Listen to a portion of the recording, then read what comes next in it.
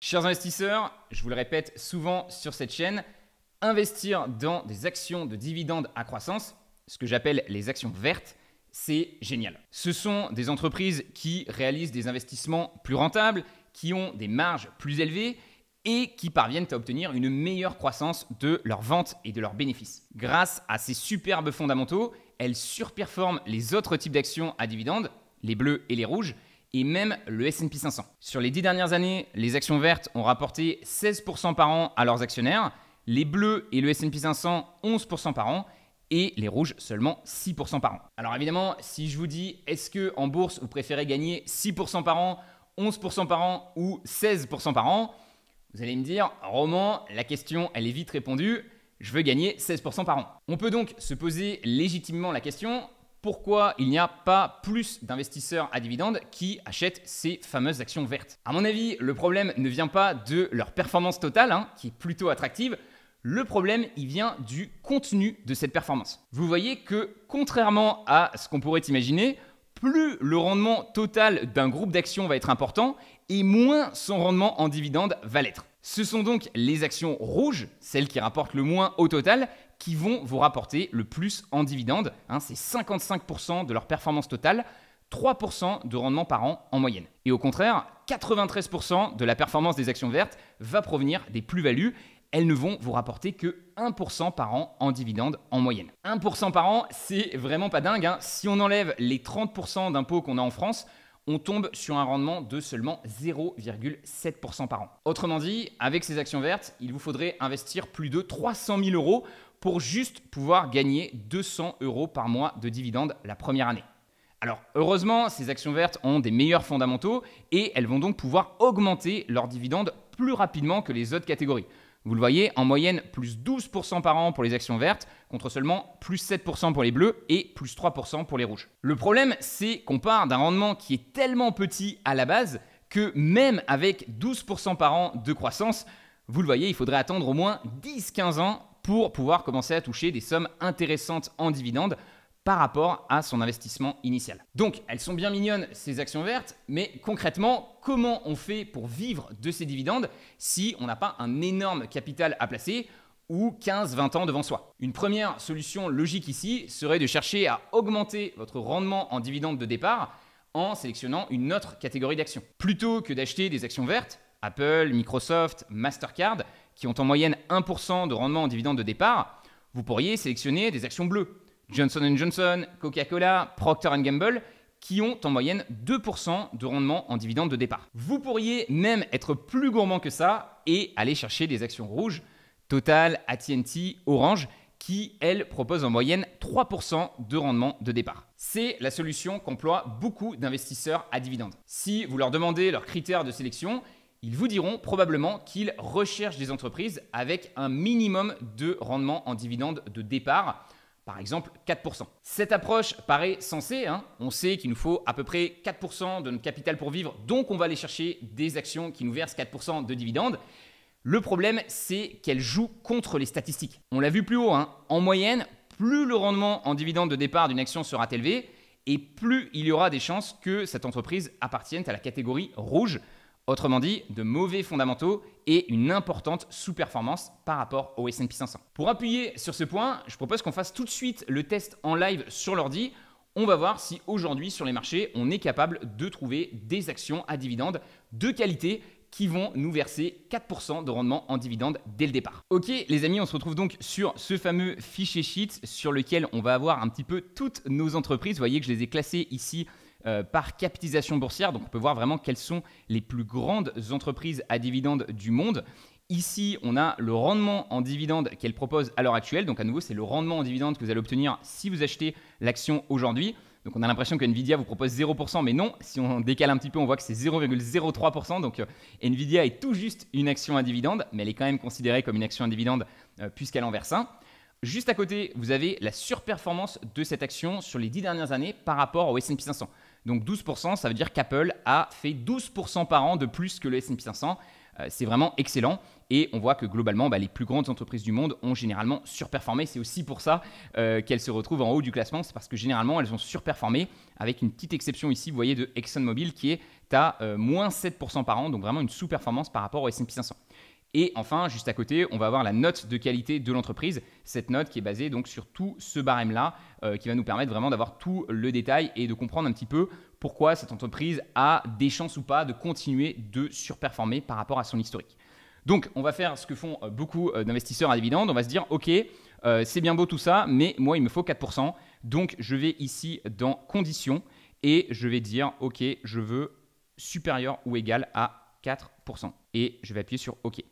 Et là, automatiquement, vous voyez que ça m'a enlevé plein d'entreprises. Vous voyez qu'on n'en a plus que 200 sur 824 et que ça m'a exclu automatiquement, par exemple, les 20 plus grandes capitalisations. On commence directement à la 21e, AbbVie, qui est donc la première entreprise à proposer aujourd'hui un rendement en dividende de 4%, donc supérieur à 4%, 4% ou égal.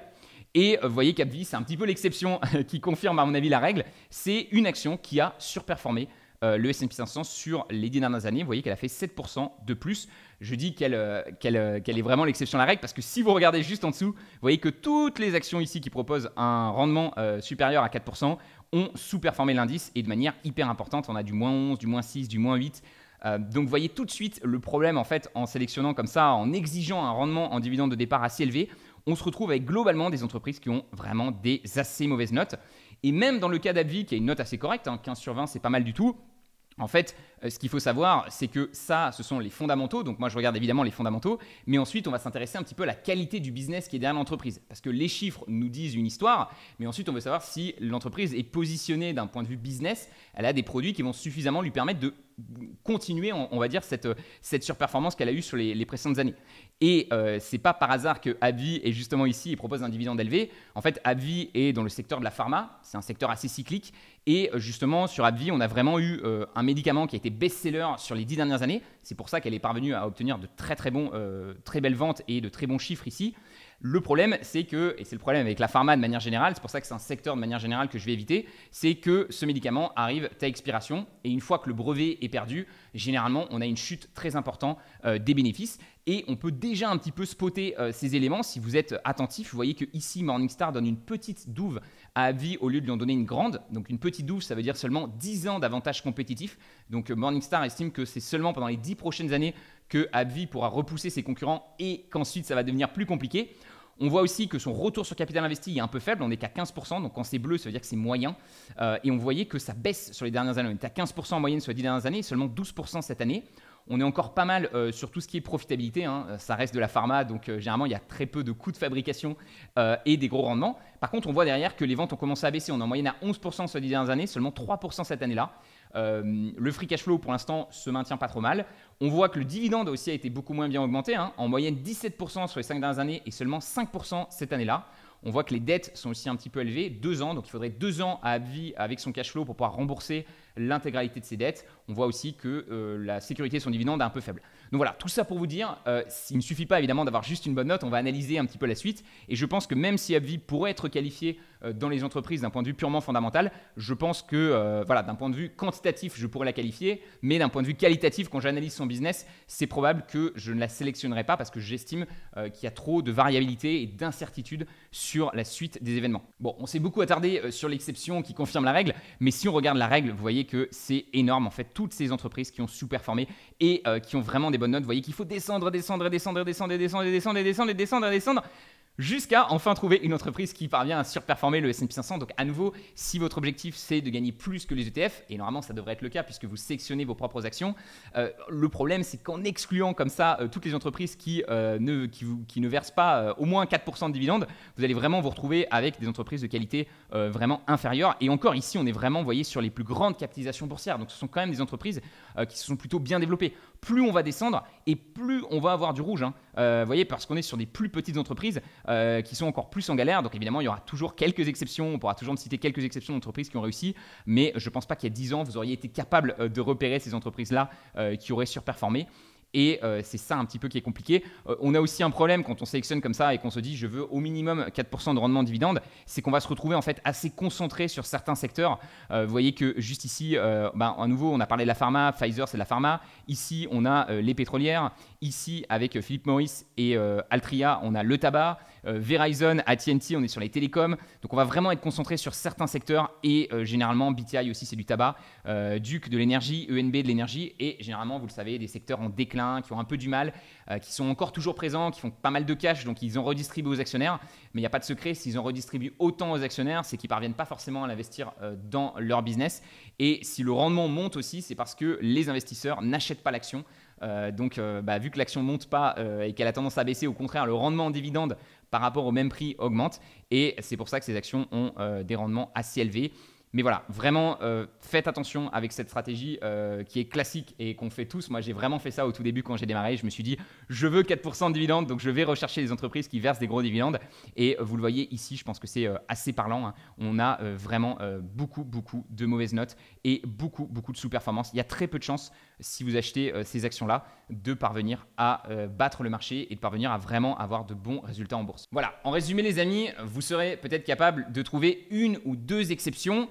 Mais si vous sélectionnez 15-20 entreprises à dividendes avec un rendement de départ d'au moins 4%, vous pouvez être quasiment sûr que votre portefeuille se retrouvera dans la catégorie rouge, la catégorie qui a des mauvais fondamentaux et qui sous-performe le S&P 500 de 5% chaque année. En exigeant un rendement minimum, vous allez en fait exclure les meilleurs business du monde et vous allez vous retrouver avec des entreprises qui réalisent de moins bons investissements, qui ont des marges plus faibles et qui ne parviennent que peu ou pas à augmenter leurs ventes et leurs bénéfices. Vous allez également perdre en sécurité de dividendes, les entreprises rouges étant plus endettées et donc plus fragiles, et en croissance de dividendes, ces entreprises étant déjà souvent au maximum de ce qu'elles peuvent vous reverser chaque année. En résumé, derrière un rendement en dividendes de départ attractif, on a quasiment toujours une entreprise qui cache de très mauvais fondamentaux. Et nous, finalement, en tant qu'investisseurs, on se retrouve face à un méga dilemme. Soit on sélectionne des entreprises de top qualité,